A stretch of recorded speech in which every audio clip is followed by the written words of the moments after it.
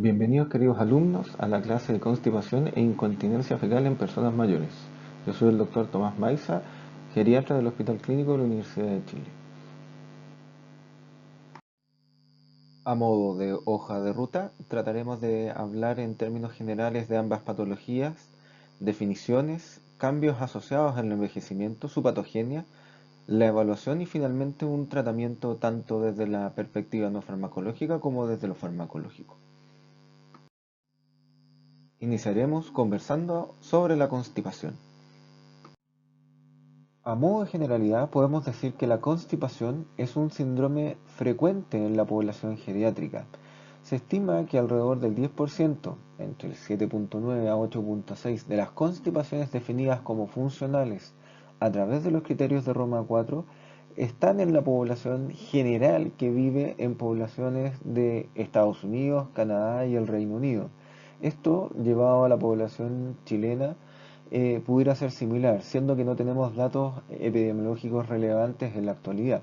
Esto puede incluso aumentar en los pacientes que se encuentran en residencias de mediano o de larga estadía, incluso determinando valores cercanos al 40% en menores de 80 años y en mayores hasta del 50%. Esto puede aumentar de forma significativa en pacientes con trastornos cognitivos. Y lamentablemente el poder definir quién tiene o no una constipación funcional o aquellos que presentan una constipación que sea clínicamente significativa varía según el criterio diagnóstico a utilizar. Los últimos que nos vamos a hacer referencia son aquellos definidos en los criterios de Roma 4. Además, se estima que los costos asociados a los diagnósticos relacionados con constipación en Estados Unidos a través de datos del Medicare rondarían los 235 millones al año, incluyendo prestaciones en los servicios de urgencia, pacientes hospitalizados e inclusive atenciones domiciliarias. La constipación además está relacionada con complicaciones que tienen un alto impacto y un alto costo en las personas mayores, como pudieran ser los fecalomas, las obstrucciones intestinales, los vólvulos sigmoideos e incluso patologías anorificiales como fístulas perineales o fístulas anales. Y esta patología además tiene relación directa con algunos factores de riesgo cardiovascular, como son los eventos de isquemia coronaria y cerebral, eventos sincopales, bajas de peso asociadas a anorexia y náusea, y sobre todo disconfort y mala calidad de vida secundaria a las molestias relacionadas. Como les comentaba al principio, definir la constipación ha llevado a que el hacer seguimientos y estudios poblacionales sea un poco complejo y tiene que ver con el ponernos de acuerdo como clínicos en definir cuál es una constipación que nosotros pensemos o relatemos como clínicamente significativa. La definición general que probablemente ustedes conocen y que les voy a comentar hoy habla directamente en lo que responde al esfuerzo defecatorio y a la sensación de evacuación incompleta. La definición más clásica habla de una dificultad en la deposición asociada al esfuerzo o a un esfuerzo defecatorio aumentado con un tiempo prolongado en el paso de heces asociado a dolor o sensación de evacuación incompleta. Muchas veces se manifiesta esto en algo clínico, en lo cual las heces se ven excesivamente secas, de escasa cuantía. Si las pudiéramos medir en cantidad, se relacionan a un peso aproximado de 50 gramos al día o en cantidad de veces por semana, relatadas como infrecuentes, de menos de 2 deposiciones a la semana. Con respecto a los criterios de definición, utilizaremos aquellos definidos en los criterios de Roma 4, los cuales se utilizan principalmente para la definición de constipación funcional. Distinta es de aquella producida por el síndrome de intestino irritable. Deben presentarse a lo menos dos o más de los siguientes criterios diagnósticos, en lo cual la primera hace referencia a la sensación de constipación en un más del 25% de las defecaciones, sensación de deposiciones duras en más del 25% de las defecaciones, según los criterios de Bristol, que veremos más adelante, la sensación de evacuación incompleta, la sensación de bloqueo en más del 25% de las defecaciones, el uso de maniobras para facilitar las defecaciones en más de un cuarto de estas, como pueden ser maniobras de evacuación digital o soporte del piso pélvico, o la presencia de menos de 3 movimientos intestinales o defecatorios en el transcurso de una semana. Además, hace referencia que no se logra deposiciones de manera seriada o de manera semanal sin el uso del laxante y eh, esto se denomina como constipación funcional en aquellos pacientes, como bien les comentaba al principio, que no cumplen criterios para síndrome de intestino irritable. Para cumplir con todos los criterios, al menos los síntomas deberían haber ocurrido en el transcurso de 3 a 6 meses para poder asegurar el diagnóstico. La predisposición a la constipación que presentan las personas mayores tiene que ver a cambios asociados al envejecimiento. Relevantemente hay una disminución importante en la ingesta hídrica y esta respuesta natural que tenemos los seres humanos a la sed con la ingesta hídrica concomitante. Lamentablemente esto va a determinar que las deposiciones tengan un menor contenido de agua y por lo tanto sean más secas y más duras. Además hay una disminución importante en lo que es el tránsito intestinal con una disminución importante también de la contracción intestinal determinada por el bolo alimenticio. Y esto finalmente produce una peristalsis ineficaz. O sea, tenemos un bolo alimenticio que es más seco y que le cuesta avanzar mucho más por el trayecto gastrointestinal. También se describen algunos fenómenos de degeneración de los plexos mesentericos que son los encargados de estimular la peristalsis a nivel duodenal e intestinal y finalmente colónico. Y esto también puede reducir de forma bien importante la producción de deposiciones.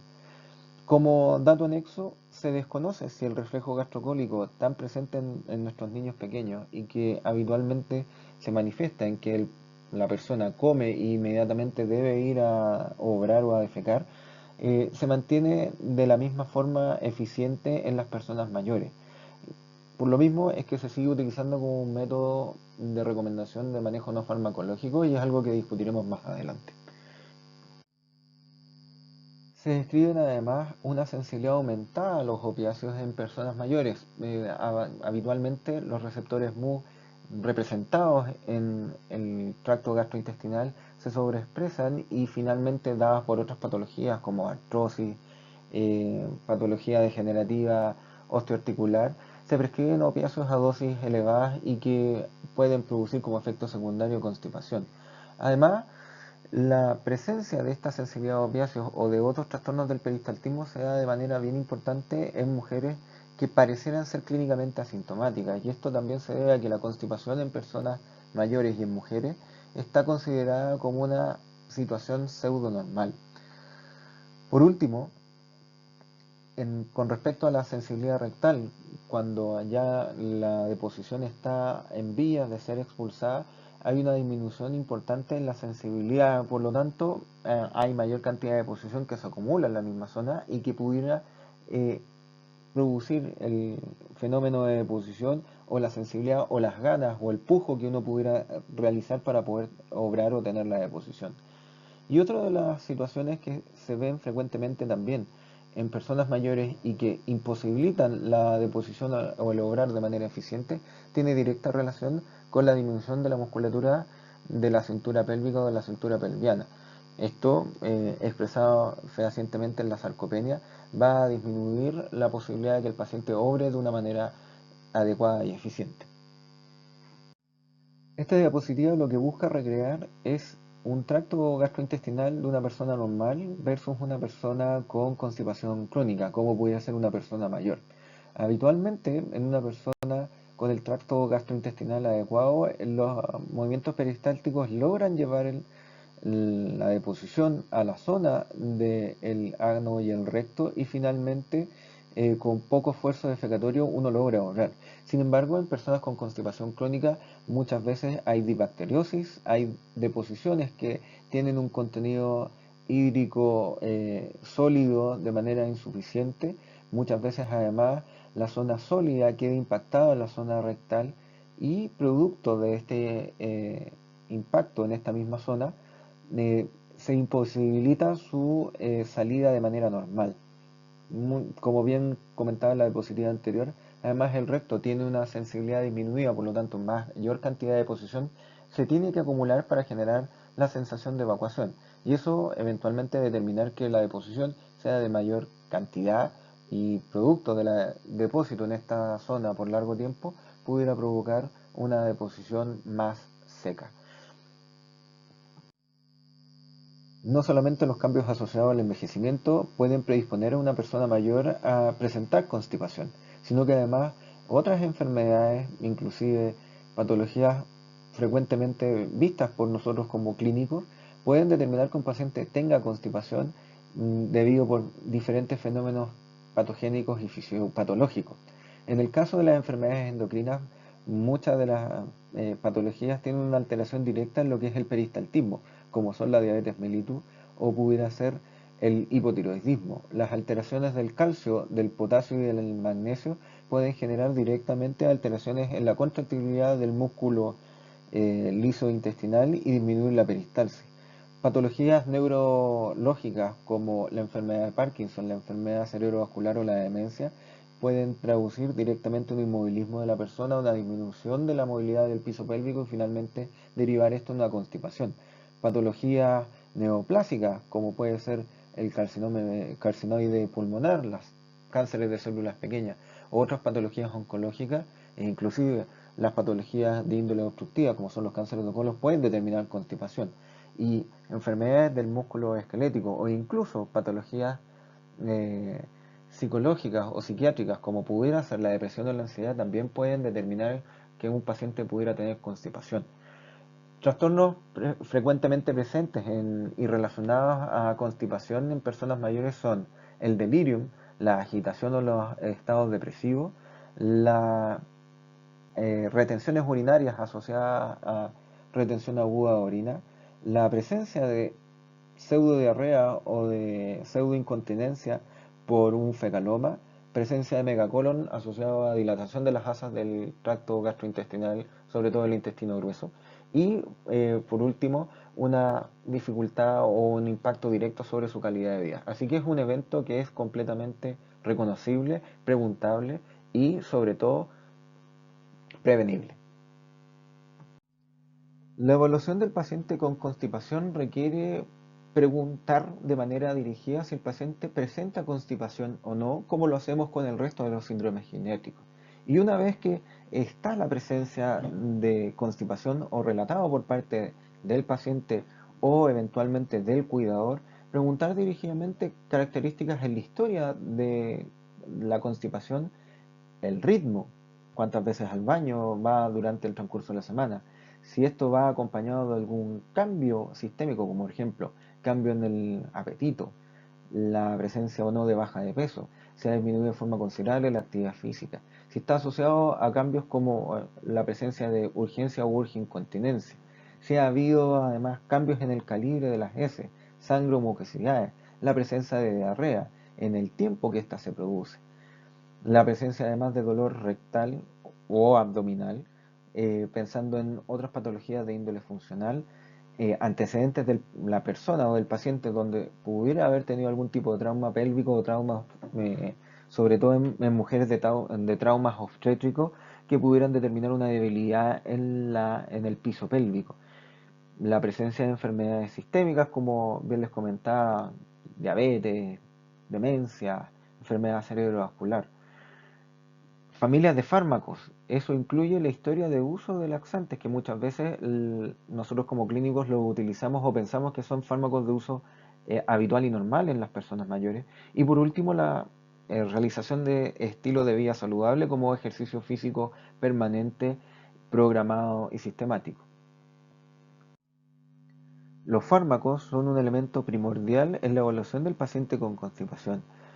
Varias familias de fármacos pueden producir esto como un evento adverso y muchas veces no son considerados como un causante de el evento de constipación. Fármacos como los bifosfonatos, como el alendronato, fármacos como los bloqueadores de canales de calcio, como el amlodipino, algunos diuréticos como la furosemida, los antieméticos como el ondansetron, los opiáceos que ya les comentaba que la sensibilidad está aumentada en personas mayores, u otros fármacos como pudieran ser los antidepresivos tricíclicos en el contexto de su acción anticolinérgica como otros fármacos son de relevante importancia en la evaluación y que el ideal es que sean suspendidos en el momento de la evaluación de un paciente con constipación. Una forma sencilla y clínica de evaluar las deposiciones es a través de la escala o la evaluación de escala de Bristol. Tipos 2 y 1 claramente hablan de algún paciente que presenta un grado de constipación considerable. Aquellos que tienen deposiciones de tipo 3, 4 y 5 son consideradas pseudonormales, 6 y 7 consideradas como muy blandas o diarreicas. Esto nos permite hacer el seguimiento del tipo de deposición y finalmente si el impacto de las medidas que estamos utilizando son eficientes. Al examen físico es relevante ir a buscar presencia de patología sistémica que pudiera determinar una constipación, como son fenómenos de eventos cerebrovasculares, pacientes con parkinsonismo en el contexto de una enfermedad de Parkinson u otros parkinsonismos, pacientes con mixedema o edema de extremidades inferiores pensando en alteraciones endocrinas, presencia de lesiones orales o dentales en el contexto de enfermedades sistémicas o la presencia de distensión abdominal en el contexto de enfermedades funcionales. El examen abdominal dirigido debe pesquisar la evaluación de los 9 cuadrantes o de los 4 cuadrantes según su preferencia clínica semiológica, la presencia o no de sensibilidad a la palpación, la presencia o no de ruidos abdominales alterados y sobre todo si esto está relacionado directamente con distensión vesical, pensando en una retención urinaria o incontinencia urinaria como fenómeno concomitante a la constipación. Idealmente, poder realizar algún examen físico que incorpore el examen pelviano, sobre todo en personas de sexo femenino, nos va a poder permitir evaluar alteraciones anatómicas que son proclives a la producción de constipación, como son los prolapsos vaginales y la presencia de invaginaciones de la mucosa rectal, como en el caso del rectocele. Y el ideal, además, es poder hacer un tacto rectal en aquellos pacientes que no presentan patología anorificial aguda, como pudiera ser una fisura anal, que al realizar el tacto rectal pudiera doler de forma importante y en esos casos está contraindicado su realización. El ideal es revisar el tono esfinteriario, la contracción del piso pélvico o de los músculos del piso pélvico, la presencia o no de un fecaloma o de masa rectal palpable y ojalá establecer el color de la deposición si tiene o no cambios o elementos patológicos que nos hicieron sospechosos de alguna patología sistémica o incluso maligna, como pudiera ser un cáncer de colon o de recto. La confirmación con exámenes diagnósticos van de la mano con la presencia de una buena historia clínica y de un buen examen físico. Ellos nos van a guiar para ir acotando los exámenes que presento a continuación. El hemograma de la mano de buscar anemia con el objetivo de descartar alguna patología sistémica, la glicemia con el objetivo de pesquisar diabetes, alteraciones de la función renal o hidroelectrolítica que pudieran determinar constipación como alteraciones del potasio, del cloro o del sodio, la calcemia o la hipercalcemia o la hipocalcemia están directamente relacionados con el peristaltismo y pueden debutar solamente con alteraciones del tránsito intestinal. Alteraciones de las hormonas tiroideas también pueden producir tanto aumento como disminución del tránsito intestinal.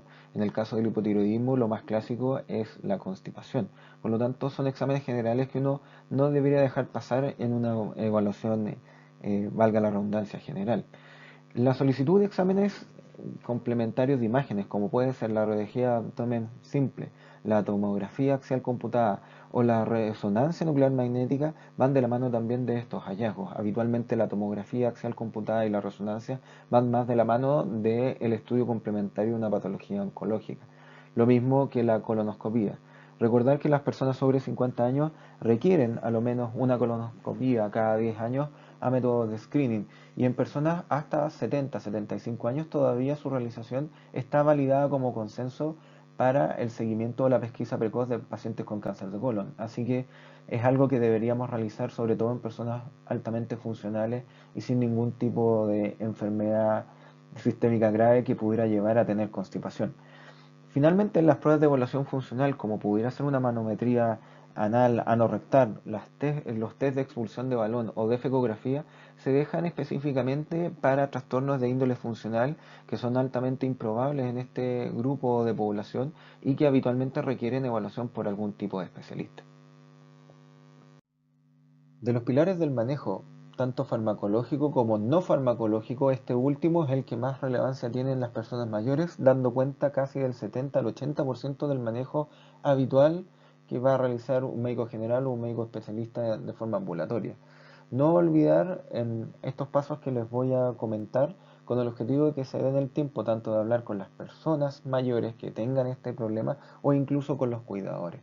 Tratar de estimular o convencer a la persona mayor de cuál es un hábito considerado como normal, como podría ser obrar una vez al día o una vez cada 48 horas. Estimular el consumo de líquidos o de comidas ricas en fibra. El jugo de ciruela o la ciruela pudiera ser beneficioso dado a componentes que presentan la ciruela, sin embargo no hay ningún estudio que pudiera evaluar su efectividad a mediano o largo plazo.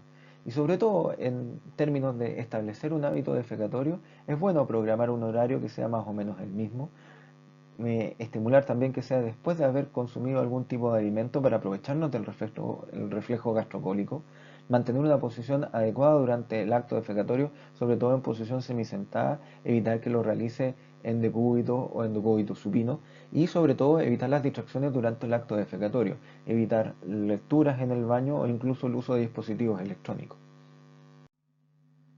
Estimular el consumo de fluidos tiene que ser además asociado a una dieta rica en fibra, si no, eh, pudiera ocurrir que esta fibra no se hidrate de la manera eficiente y finalmente producirnos un evento adverso más que facilitar la producción del bolo fecal.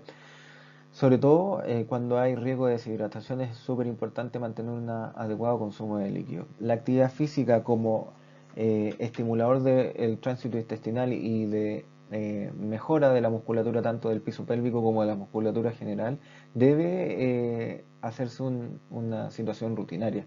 Y el ideal es hacerlo a lo menos 30 a 60 minutos, ojalá después de una comida. Esto pudiera estimular el peristaltismo.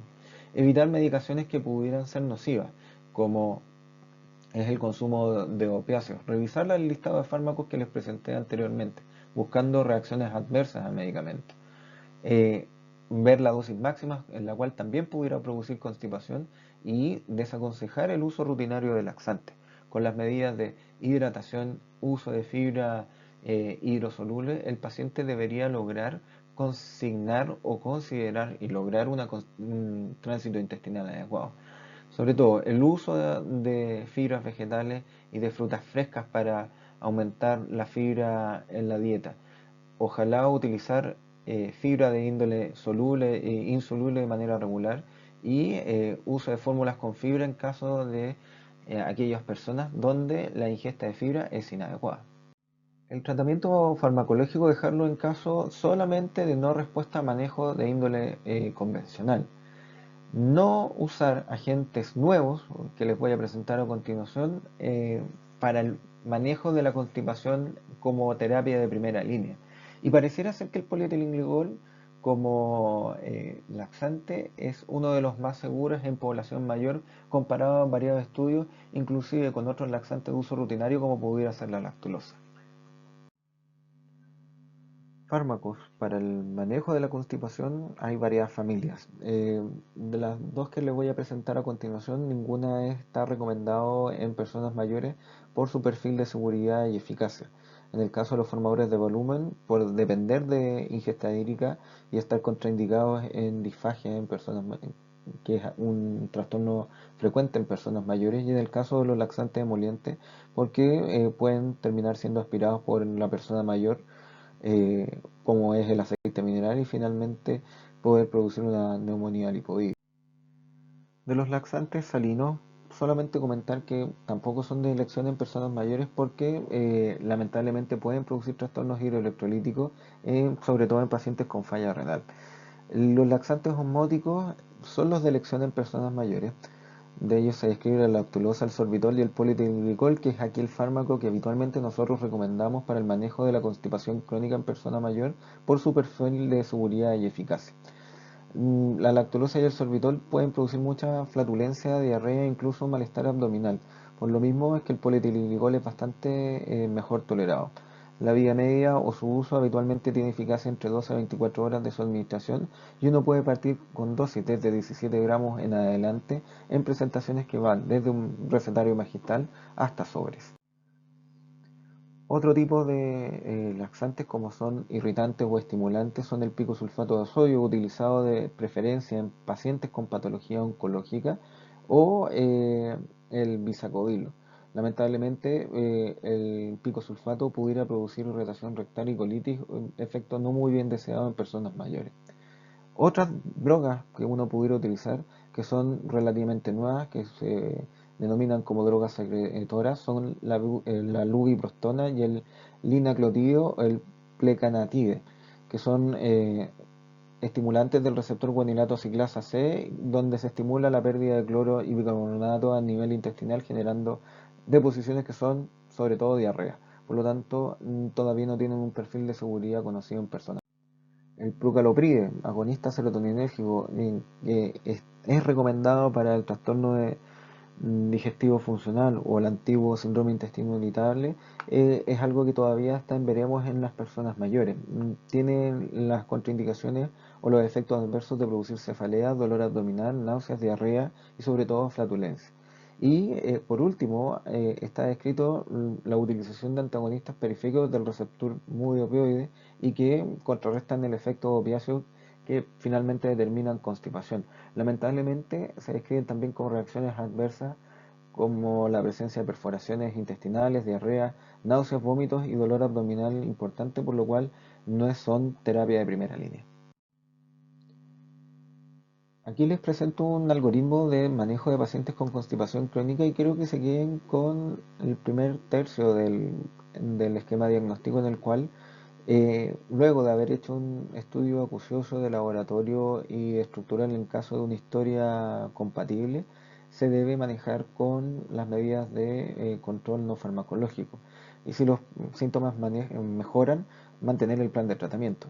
Aquellos que no mejoran, uno pudiera hacer algún tipo de estudio funcional y si este es normal, tratar con algún fármaco prokinético o laxante. En este caso, lo que les propongo utilizar es el polietilenglicol y si el paciente mejora, eh, mantener la conducta. Aquellos que requieren algún estudio funcional y han tenido un estudio funcional anormal o que no han mejorado con esta línea de terapia, van a requerir estudio por algún especialista y deberían ser derivados. Hablemos ahora de incontinencia fecal. La incontinencia fecal tiene un gran componente social porque impide en gran parte a una persona mayor realizar sus actividades de manera normal.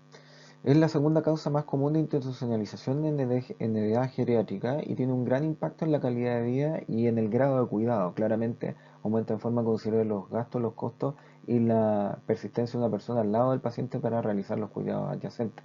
Siempre es relevante descartar alguna causa que pudiera simular incontinencia o lo que llamamos nosotros pseudo-incontinencia, que son causas obstructivas que finalmente producen diarrea por rebalse. Y al menos 8%, un 8.3% de las personas mayores que no están institucionalizadas han reportado algún grado de incontinencia. Sobre todo esto reportado a gases, pero pudiera ser alimentos sólidos, cosa que es relevante para nuestra población mayor y debe ser preguntada de manera dirigida. Esto ocurre fundamentalmente con la presentación de deposiciones líquidas y la diarrea es un gran factor de riesgo y en caso de ser sólida, su presentación es mucho mayor en mujeres, determinado por alteraciones estructurales. Otros factores de riesgo pudieran ser la edad, a mayor edad mayor probabilidad de incontinencia, la mala calidad en la salud, la presencia concomitante de incontinencia urinaria y la presencia de más de 21 deposiciones a la semana. En caso de las mujeres, la obesidad, el sedentarismo y la presentación de enfermedades crónicas también es un elemento relevante. Se define como la pérdida involuntaria de gases, mucosidad o deposiciones líquidas o sólidas por ano y que lleva a una problemática higiénica que requiere que la persona o algún cuidador asea a esta persona y que tenga un impacto a nivel social y personal. Con respecto a los cambios asociados al envejecimiento, recordar que los mecanismos de continencia fecal dependen de varias estructuras. Lo primero con respecto al aparato esfinteriano como primer nivel, el segundo la compliance rectal, la tercera la sensación o la sensibilidad rectal y finalmente la consistencia de las deposiciones. En el caso del aparato esfinteriano depende de los esfínteres anales internos y externos, del músculo elevador del ano y del músculo puborectal. En el caso de la compliance rectal, depende de la capacidad de distensibilidad de la zona del recto y de la mantención del reflejo inhibitorio rectoanal. La sensibilidad rectal también va a modificarse con la presencia de cambios en la temperatura, el dolor, presión o de factores estresores y la consistencia en las deposiciones. En el caso, como les comentaba inicialmente, la presencia de diarrea va a ser un factor de riesgo para disminuir la continencia fecal. Cambios asociados al envejecimiento: se puede apreciar un engrosamiento en lo que es la conformación del esfínter anal interno y un adelgazamiento del esfínter anal externo. Por lo tanto, hay una diferencia de gradiente importante y relevante que pudiera predisponer a que alguien pudiera presentar incontinencia. Además, el control muscular está bastante disminuido, sobre todo por el descenso de la musculatura del piso pélvico, y esto pudiera estar asociado a factores hormonales, obstétricos o traumáticos. Otros cambios que también se pueden apreciar son la disminución de la presión de cierre, disminución de la capacidad rectal, una disminución en la sensibilidad de la mucosa, no permitiendo la continencia, la sensación de disminución en la distensión rectal, una disminución importante en las fibras nerviosas del esfínter anal externo que nos permiten el control último y lamentablemente un aumento de la latencia motora del nervio pudendo, que es el principal encargado en lo que es el control final de la salida del flujo defecatorio. De la patogenia, las causas de incontinencia habitualmente van de la mano con alguna alteración anatómica estructural, como pudieran ser en las causas infectorianas, los partos vaginales, las episiotomías o los partos por forceps. Algún tipo de cirugía no rectal, como son las hemorroidectomías y las fistulectomías, o en el caso de elementos traumáticos, como son las fracturas pélvicas. Algunas presencias de anormalidades anatómicas, como es el descenso del perineo, los prolapsos rectales o el rectocele. Y hay algunas otras enfermedades sistémicas como la diabetes, las causas infecciosas, la esclerosis múltiple, los accidentes cerebrovasculares, las demencias y las lesiones congénitas que están relacionadas con incontinencia o que frecuentemente pueden relacionarse a esta entidad. De la evaluación es necesario preguntar de manera dirigida. Siempre preguntar. El paciente rara vez ofrecerá la información de manera voluntaria. Preguntar si es a gases, a deposiciones líquidas o a deposiciones sólidas. La duración o la frecuencia de los síntomas, si hay asociación de urgencia, si tiene alguna relación también con la dieta o con algún tipo de actividad, como pudiera ser en los pacientes con algún tipo de intolerancia alimentaria. Si además hay presencia de constipación, tiempo evacuatorio, frecuencia o sangrado. Saber la condición de comorbilidades, como es la incontinencia urinaria, anomalías congénitas, trastornos neurológicos, como puede ser la neuropatía diabética, historia psiquiátrica, alguna enfermedad reciente o cambios en la farmacología reciente. La historia obstétrica, los traumas perineales y de historia de procedimientos perineales o colorectales. Y es súper relevante saber cuál es el impacto en la vida diaria o en la calidad de vida que tenga cada paciente. Aspectos generales a revisar: similar a los pacientes con constipación, ver historial de eventos cerebrovasculares con disminución del tránsito intestinal o algún tipo de efecto a nivel perineal, la presencia de parkinsonismo y siempre descartar episodios de pseudoincontinencia, como por ejemplo la presencia de obstrucciones intestinales mecánicas o de fecaloma. Siempre buscar en el examen abdominal alteraciones en la sensibilidad, la historia de procedimientos clínicos como cirugías, episiotomías o demás, o la presencia de distensión vesical. Realizar un examen pélvico y perineal y ojalá rectal también es deseable, buscando alteraciones en el cuerpo perineal y prolapso en el examen pélvico y en el perineal, asociarlo también a algún tacto rectal, buscando alteraciones en la contracción y del tono esfinteriano, la presencia de fecalomas que pudiera explicar un episodio o una causa de pseudoincontinencia, la aparición de prolapsos en relación a movimientos o de realización de maniobra de Valsalva y la presión esfinteriana. Y finalmente hay un score, el score de Wexner, que nos permite ver el grado de incontinencia fecal que tiene cada paciente. Del estudio dirigido, exámenes de laboratorio van a tener relación directamente con la historia clínica y lo contextual. Si tenemos alguna alteración del piso pélvico, es altamente improbable que vayamos a pedir algún examen de laboratorio. Lo mismo tenga relación con el estudio fisiológico anorrectal, que habitualmente incluye la manometría anorrectal, la electromiografía y la latencia del terminal motor del nervio pudendo, que es aquel que da la inervación terminal y que nos permite el control motor voluntario de la defecación. También está la posibilidad de hacer una endosonografía anal, la defecografía, que son estudios funcionales y que habitualmente son solicitados por especialistas. Y por último, la colonoscopía como método de diagnóstico en caso de alguna patología neoplásica que estemos buscando de manera dirigida. Del tratamiento hablaremos del manejo conservador en aquellos casos en lo cual se hable más de manejo no farmacológico o fármacos de primera línea. Muchas veces lo que uno intenta es hacer modificaciones en la dieta evitando elementos que son irritantes o que pudieran generar diarrea, como en el caso de los pacientes con intolerancia a la lactosa. Tratar de hacer un régimen que vaya asociado al manejo defecatorio, en aquellos que tengan un aporte hídrico adecuado, no excesivo en fibras o en estimulantes del tránsito intestinal. Los ejercicios de piso pélvico y el entrenamiento de biofeedback son elementos de terapia kinésica que permiten la rehabilitación del piso pélvico y dar un mejor control al aparato esfinteriano y muchas veces mejoran la calidad de vida y mejoran el impacto que la incontinencia fecal produce en nuestros pacientes. Hacer una higiene de la zona oral porque la irritación de esta zona o la presencia de lesiones puede producir secreciones y que finalmente pudieran determinar incontinencia y solamente en casos extremos utilizar fármacos que son antimotilidad como pudiera ser la loperamida y como un efecto indeseado de la codeína, opiáceo que se utiliza como analgésico y para el control de la tos. Hay trabajos iniciales donde pudieran hablar de que la acupuntura pudiera tener algún rol en el manejo. En el manejo no conservador, habitualmente hablamos del manejo quirúrgico que va a depender de cada patología que pudiera producir incontinencia, como una deficiencia del aparato esfinteriano o pérdida del piso pélvico, la esfinteroplastía, instalación de esfínter artificial, eh, radiofrecuencia o inyección intracanal anal, que son técnicas que son invasivas, que requieren de tratamiento del especialista y que tienen un impacto dudoso en la condición del paciente. La estimulación del nervio sacro y la estimulación percutánea del nervio tibial posterior sí tienen una evidencia bastante más robusta y son incluso terapias complementarias a la terapia kinésica con biofeedback y de ejercicio o de fortalecimiento del piso pélvico. Y ya en situaciones severas se pudiera incluso plantear la colostomía.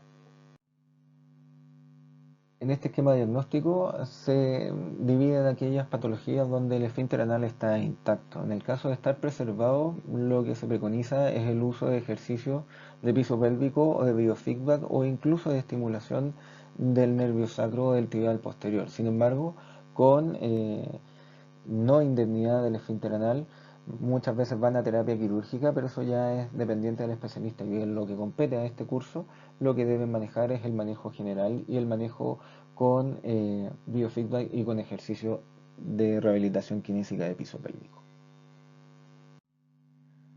De antemano le agradezco su disposición, su atención y estamos disponibles para las dudas e inquietudes que tengan durante el transcurso de este curso. Muchas gracias.